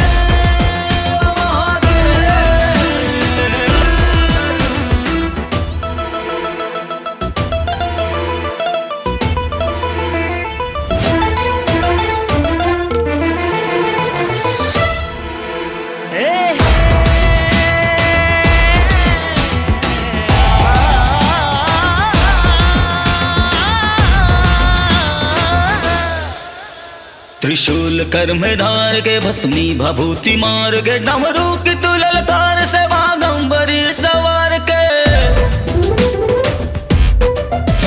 त्रिशूल कर में धार के भस्मी भभूति मार के। डमरू की तू ललकार से बागंबरी सवार के। जटा से घटा घेर के गंगा के जल बिखेर के। तांडव के नाथ नृत्य से मिटा दमन के भेव। जगह जगह जगह महादेव महादेव। जगह जगह जगह महादेव महादेव।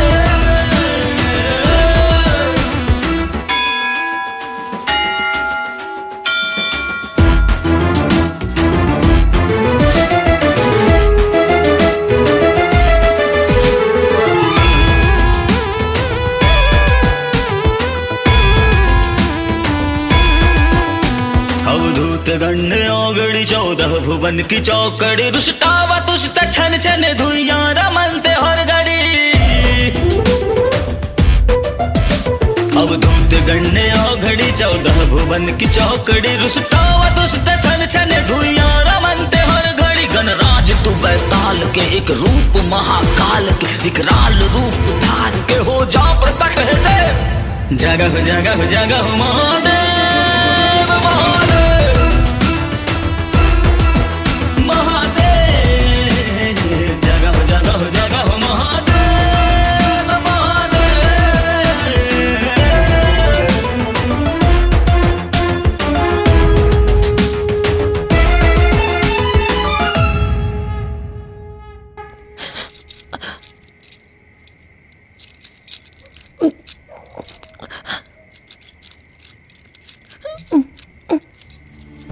माँ माँ जाई दी ना हमरा के।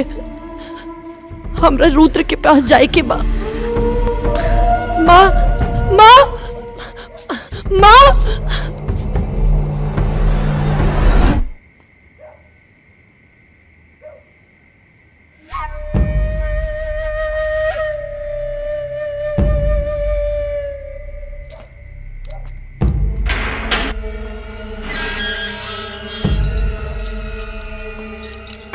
रुद्र रुद्र रुद्र। रुद्र के पास जाके बार तोरा तोरा के पाव खाती हम का ना कहनी। लेकिन तोरा पता नहीं रुद्र में का लोकत जो हमरा में नहीं खेलोकत। आखिर आखिर क्या कमी बार हमरा में है? या बम्बा और सपना सपना रह जाई। तोरा कहला से हैं? तोरा कहला से रे हैं? हमारा सपना से तोड़ दे। हमारा सपना तोड़ दे रे।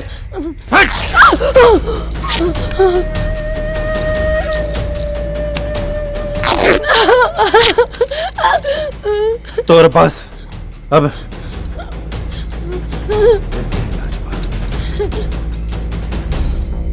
ना ना ना कैसे रे?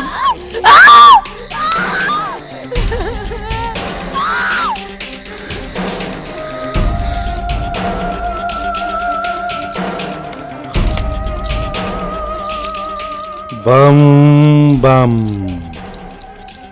बम बम।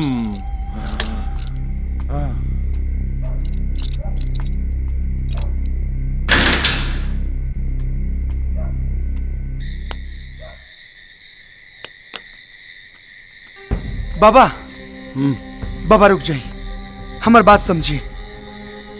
हम निर्दोष बानी। अरे हम रउआ ऊपर हमला कैसे करा सकता नहीं? हमार बात मानी। राउर जान मारे के षड्यंत्र हो रहल बा। एकरा पहले भी रउआ ऊपर हमला हो चुकल बा और इस सारा हमला विद्याधर करौले बा और एकर पोल ना खुल जाओ ऐसे सारा दोष हमरा ऊपर डाल देहलस। महादेव महादेव, रुद्री कहाँ अनर्थ बोल रहल बड़ा तू? गुरुजी, ये रुद्र उ लड़की के प्यार में पागल हो गइल बा। एकरा बात पर ध्यान देवे के आवश्यकता नहीं है। और वैसे ही बाबा जी कह दिले बड़न कि शाही स्नान तक एकरा के उ लड़की से दूर रखल आवश्यक बा, न तो बहुत बड़ा अनर्थ हो जाई। नाटक मत कर विद्याधर, नाटक मत कर। तू बाबा के मूर्ख बना सकता रे, लेकिन हमरा के ना। रुद्र, महादेव महादेव, ये तारा भ्रम हो गइल बा। सुन, अगर हमरे बाबा के कुछ भी भइल ना तो तोरा के जान से मार देब रे। रुद्र, तोहार मति भ्रष्ट हो गइल बा। बाबा बाबा बाबा, हमार बात समझी बाबा। बाबा बाबा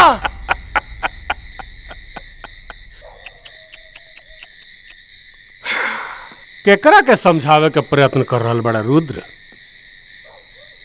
उ मूर्ख अखंडानंद के, जकरा के हम बरसों से मूर्ख बनावत आ रहल बानी। आज तक की मठ में जितना भी अप्रिय घटना भइल बानू, उस सबके सूत्रधार हम बानी। चाहे वो त्रिलोचना के माता के मठ से निकाले के सारा दोष तहार पिता मूर्ख अखंडानंद के माथा पर मरे के बात होके, चाहे वो तोर मूर्ख अखंडानंद के बार बार मारे के प्रयास, सब हमार देना। लेकिन असली कांड तो काल सुबह शंखनाद के समय हुई, जब काल सुबह के शाही स्नान तोर पिता मूर्ख अखंडानंद अपने ही रक्त में डूब के करी। विद्याधर,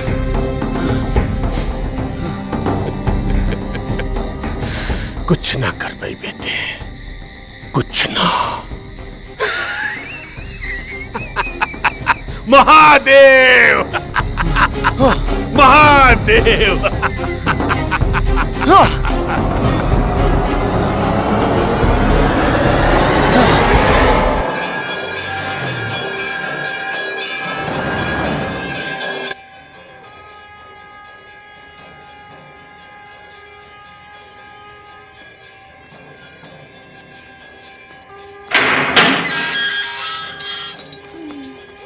गौरी, ए गौरी, गौरी, गौरी। रुद्र, हाँ मागिनी।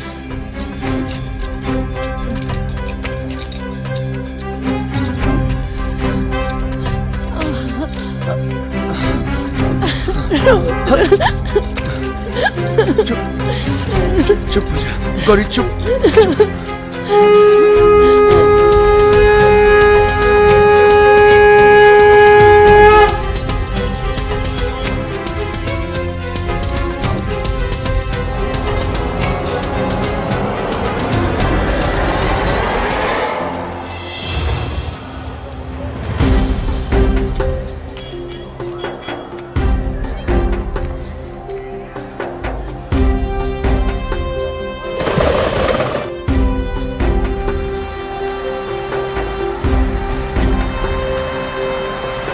अखंडानंद बाबा की जय, अखंडानंद बाबा की जय, अखंडानंद बाबा की जय, अखंडानंद बाबा की जय, अखंडानंद बाबा की जय, अखंडानंद बाबा की जय, अखंडानंद बाबा की, डमरू वाले बाबा की जय।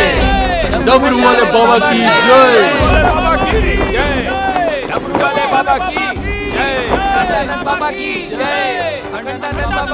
मैं आखिरी बार चेतावनी दे रहा हूं तुम दोनों को, रुक जाओ वरना अनर्थ हो जाएगा। बाबा हमने दोनों के रास्ता से आज रुआ हट जाई, न तो सच में अनर्थ हो जाई। विद्याधर और इंद्र मिलके बाबा और त्रिलोचना जी के मारे का प्लान बना ले। उन दोनों को तो मैं यहीं से भस्म कर सकता हूं। मुझे चिंता उन दोनों की नहीं है, बल्कि मुझे चिंता है उस भयानक मंजर का, जो आज से 12 साल पहले मैंने तुम्हारे इन नन्हे हाथों में देखा था। वो क्षण आने ही वाला है। देखो देखो प्रकृति को, देखो प्रकृति के उस अट्टहास को। अरे बाबा रुआ का सुनावत नहीं, का दिखावत नहीं, हमके कुछ समझ में नहीं क्या आवत। ना हमके सुनाई देता और ना दिखाई देता। बाबा आपसे हमारी विनती बा कि हमने दोनों के शांति से जिए दी। तुम्हें मेरी बातों पर भरोसा नहीं होगा। मैं तुम्हें अपनी दिव्य शक्ति देता हूं, जिसकी मदद से तुम उस मंजर को अपनी आंखों से देख पाओगे।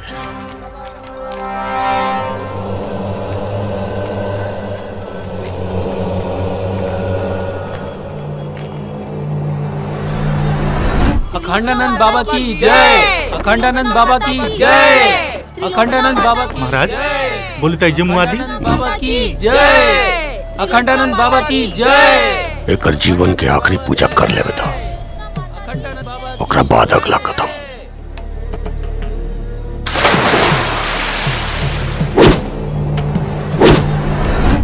अखंडानंद बाबा की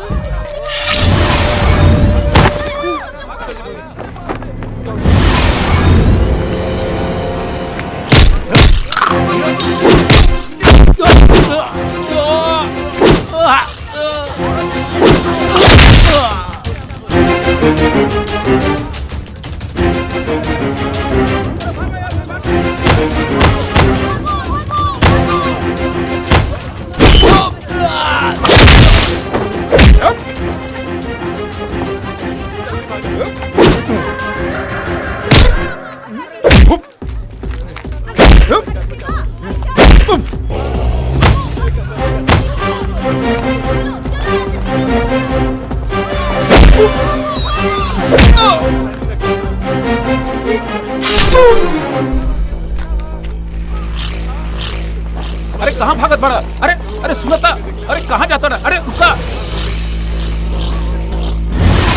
रुद्र।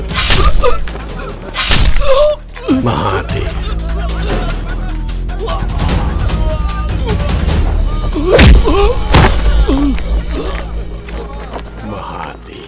बाबा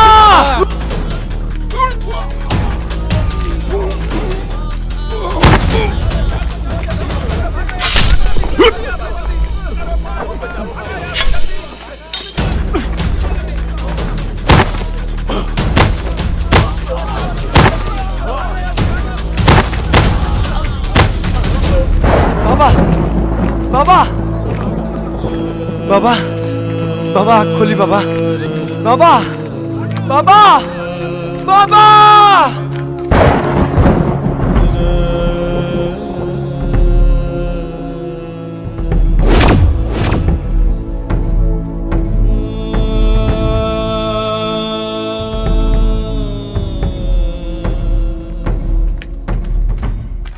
देखा। बताओ बच्चा, जिन साधु संतों ने तुम्हें जीवन दिया, शिक्षा दीक्षा दी, क्या उनकी मौत का कलंक तुम दोनों अपने ऊपर ले सकोगे? बच्चा, मैं तुम दोनों के मिलन के विरोध में नहीं हूं, बल्कि मैं उस भयानक मंजर से डरता हूं जो तुम दोनों के मिलन के बाद होगा। मेरी बात मानो बच्चा, एक दूसरे से अलग हो जाओ, बचा लो इस धरती पे होने वाले इस कलंक से।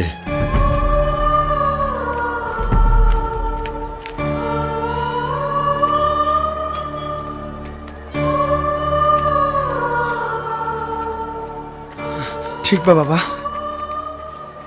हमने अपन दोनों रास्ता बदल लेता नहीं, ना जाए वो तरफ जो तरफ हमने गए से इतना बड़ दुर्घटना होने वाला बा। ई देश साधु संतन के बा और हमेशा रही। ई लोग के खातिर हमने जस हजारों प्यार कुर्बान बा। आज के बाद हमने दोनों कभी ना मिलब, ये आपसे वचन देता नहीं।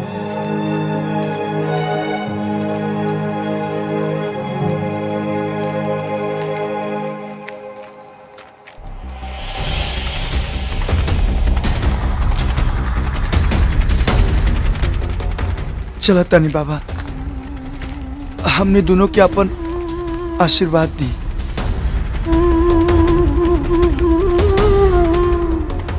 ताकि अगला जन्म में हमने के मिलन हो सके।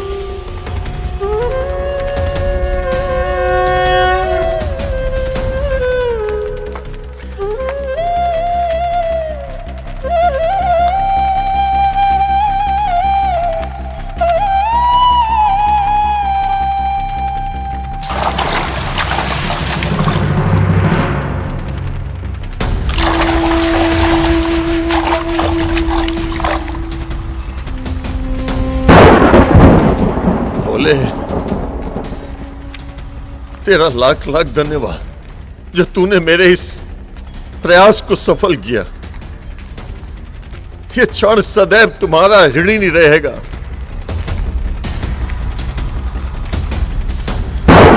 देख देख, तू हार गई और मैं जीत गया।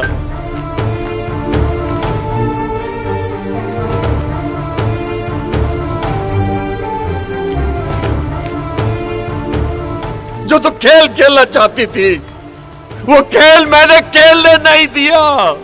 अलग कर दिया दोनों को एक दूसरे से। देख वो दोनों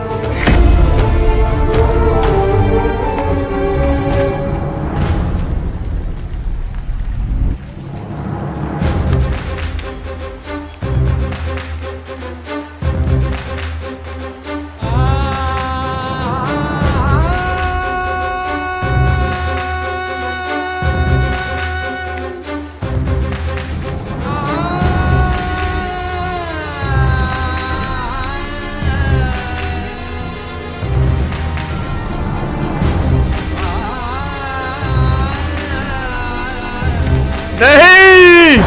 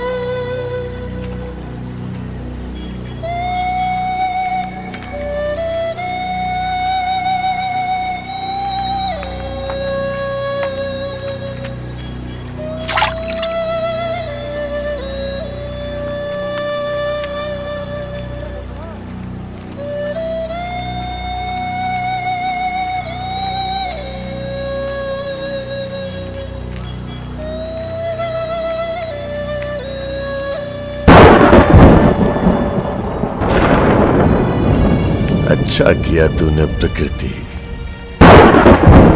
इन बच्चों को पुनः जन्म देके उम्र लंबी कर दी है तूने मेरी। और आज पहली बार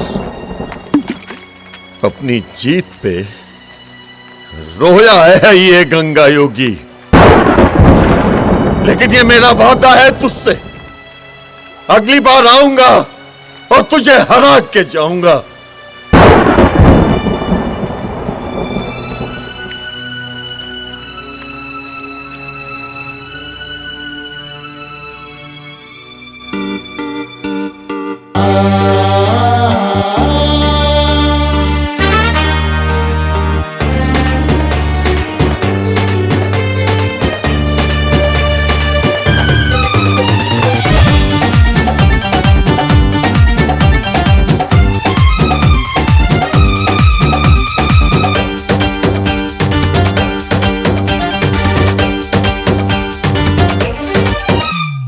प्रथम यज्ञ भूखंड धरा पे आज का आगाज है।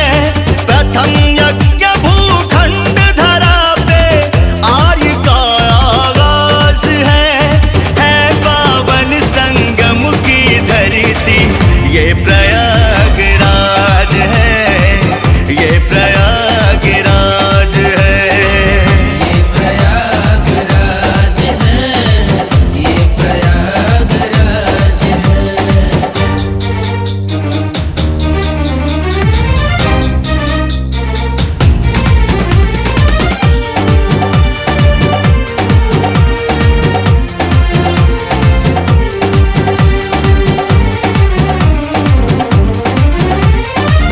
कण कण में भगवान बसे हैं, पग पग स्वर्ग से धाम यहाँ। गंगा यमुना सरस्वती मिल चरण पखारे राम यहाँ। तीर्थराज प्रयाग है, तीर्थराज प्रयाग है, तीर्थराज प्रयाग है, तीर्थराज प्रयाग है। धर्म का ये है राज मुकुट, धर्म का ये सनातनियों का नाज है पावन संगम की धरती ये प्रयाग।